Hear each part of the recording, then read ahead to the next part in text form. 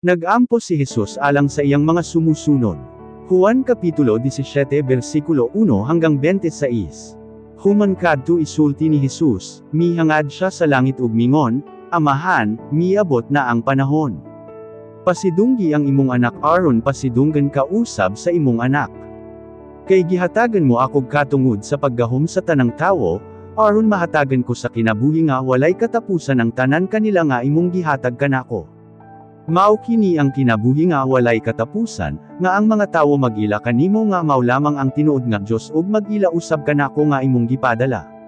Gipasidunggan ko ikaw dinhi sa kalibutan tungod kay nahuman ko na ang imong gipabuhat kanako. Busa karon Amahan, pasidunggi ako diha sa imong presensya. Ihatag kanako ang dungog nga ako kaniadto sa diha pa ako uban kanimo, sa wala mo pamug nga ang kalibutan. Gipaila ko ikaw sa mga tawo nga imong gipili dinhi sa kalibutan ug gihatag kanako. Imo sila kaniadto ug gihatag mo sila kanako, ug gituman nila ang imong mga sugo. Karon nahibaluan na nila nga ang tanan nga imong gihatag kanako naggikan kanimo. Kon-on sa ang imong gitudlo kanako mauusab ang akong gitudlo kanila, ug kini gidawat nila. Ug nahibaluan nila nga ako tinuod gayud nga naggikan kanimo. Ug nagatoo sila nga ikaw ang nagpadala kanako. Nagaampo ako alang kanila. Kini nga pag-ampo dili alang sa mga tawo sa kalibutan, kon dili alang sa mga tawo nga imong gihatag kanako, tungod kay sila imo man. Ang tanan nga ako imo, ug ang tanan nga imo, ako usab. Ug gipasidunggan nila ako. Karon mo balik na ako diha kanimo ug dili na ako magpuyo ni ini nga kalibutan. Apan sila magpabilin pa dinhi.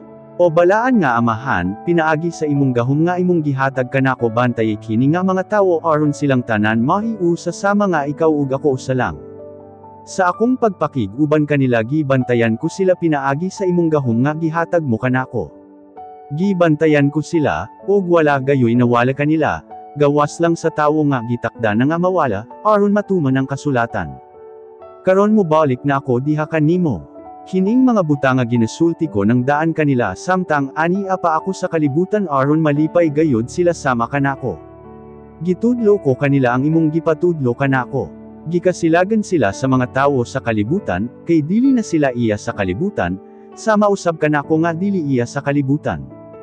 Dili ako mag-ampo nga kuhaon mo na sila dinhi sa kalibutan, kon dili panalipdan mo sila batok kang Satanas. Dili sila iya sa kalibutan, ingon nga ako dili usab iya sa kalibutan. Ilain sila aron mahimong imo pinaagi sa kamatuoran. Ang imong pulong mao ang kamatuoran. Ingon nga ako gipadala mo dinhi sa kalibutan, gipadala ko usab sila sa pagtudlo sa mga tawo dinhi sa kalibutan. Tungod kanila ginahalad ko kanimo ang akong kaugalingon, aron mahimong imo usab sila pinaagi sa kamatuoran. Dili lang alang niining mga tawo nga nagatoo kanako ang akong ginaampo, kon dili apil usab ang mga tawo nga magtuo kanako sa kaulahian pinaagi sa mga pagpanudlo sa mga nagatoo kanako. Nagaampo ako kanimo nga silang tanan mahiusa, sa mga ikaw ug ako usa lang. Ug ingon nga ikaw, Amahan, ani kanako ug ako anakan imo, hinaot nga ani usab sila kanato, aron nga ang mga tawo sa kalibutan mo too nga ikaw ang nagpadala kanako. Gihatagan ko sila kadungganan nga sama usab sa gihatag mo kanako, aron mahiusa sila sama usab kanato nga usa lang.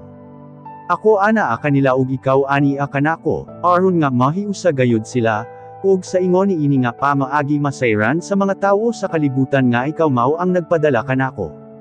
Ug masayran usab nila nga gimahal mo ang mga tumutuo sama sa imong pagmahal kanako.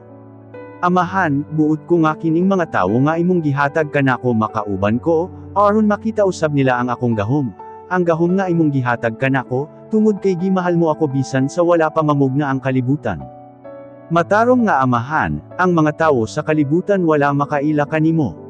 Apan ako nakaila kanimo, ug sila nga akong mga kauban na sayod nga ikaw mao ang nagpadala kanako.